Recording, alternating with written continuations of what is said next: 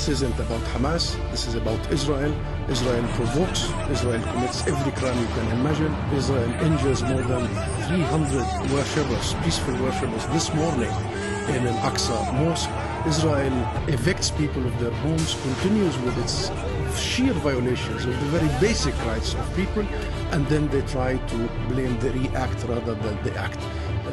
This must stop, and we must really visit the root causes of all this, and the root cause of all this is Israel's insistence on the very denial of people's basic rights. Tonight, as we speak, Emily, people are demonstrating in Palestine all over, including cities inside the green light in 48 Palestine, in Jaffa, in Haifa, in Nazareth. Why do you think people are demonstrating? They're fed up. They're fed up of their rights being denied. They're fed up of being pushed away. They're fed up of their homes being taken away. Let's break that down bit by bit if we can. You see it very clearly. The Israelis think that Hamas are a radical terror group and that Palestinian officials use these holy times to incite violence.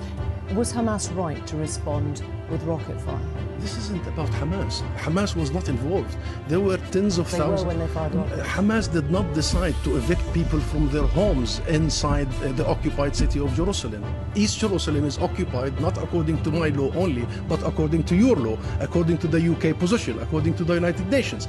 An occupation has to be temporary, and it has to respect the rules that govern occupation. Israel has made mockery of these rules, particularly the issue of population transfers, ethnic cleansing, apartheid. I'm sure you have read the Human Rights Report. Those people have researched Israeli policies over the last 2 years. Ask the experts, not Netanyahu. Netanyahu is flaming. Of the settlements, but let's just try and understand this. Because Dori Gold, the former Israeli ambassador to the UN, has told us it was pre-planned by Hamas, the march had nothing to do with it, you wanted to make Israel look bad. Do you condemn the rocket attacks by Hamas? I condemn Israeli aggression. I mourn for the 20 people who were murdered in Gaza only tonight. 9 of them are children. I am so sad to see the hundreds of my people being I will do that in a moment. I'm asking you about Hamas's aggression. I am not aware of any Israeli who has been killed. And you ask me a question about violence and condemnation. Who should be condemned, Emily? Who should be condemned? Did you see the images of the 9 children being dissipated in Gaza tonight? Who should be condemned? And then the UK Foreign Secretary is quick to condemn Hamas and never to condemn the Israeli atrocities on a daily basis. We are sick and tired of the double standards, and we have to call it right this time. Call a spade a spade. Is it the Western governments? Is it? You heard the statement from Dominic Raab today. He condemned the firing of rockets. What is your response to the UK government? Always the story begins when Palestinian reaction happens, as if it started with Hamas. Look at your question. Your question is about Hamas, rockets. But that's because I'm talking to you. No, Emily. I have done many interviews. It starts with the Palestinian reaction, with the symptom of the illness. It never visits the illness. The illness is that this state, Israel, the occupying state, has been applying draconian measures against our people in every sense, depriving them the right to move, the right to own their property, the right to work, the right to vote in a free elections, including in East Jerusalem. Every right you can imagine, and not only, by the way, inside the occupied territories, but even inside Israel itself. There is a Knesset law that has deprived our people inside Israel their basic rights of having self-determination. This whole system has been built. Endemic in it is the racism, endemic in it is the vulgar ultra-nationalism. That's why you get people trying to defend their dignity. And that's why, if you see the images, don't listen to me, look at the footage. People were praying. And by the way, put aside the Aqsa Mosque, one sentence.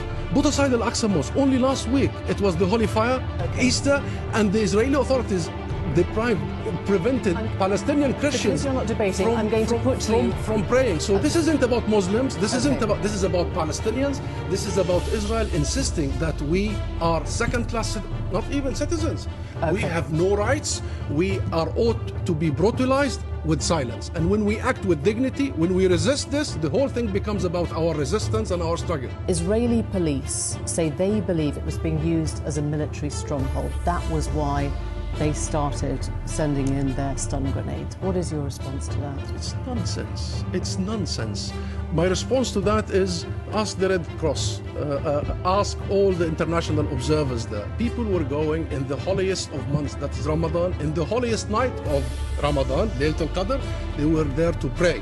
If you look at the images, the Israeli soldiers stormed Al-Aqsa Mosque while they were praying, while they were kneeling, and started throwing all the gas and stun grenades and what have you, brutalizing people. Look at the numbers, look at the hundreds who have been injured, and therefore this whole propaganda should not work. Israel is deliberately trying to flare the situation, especially politicians, right-wing extreme politicians, to dodge criminal charges that is Netanyahu facing, and to feed the populism in Israel right now and the right-wing extremists.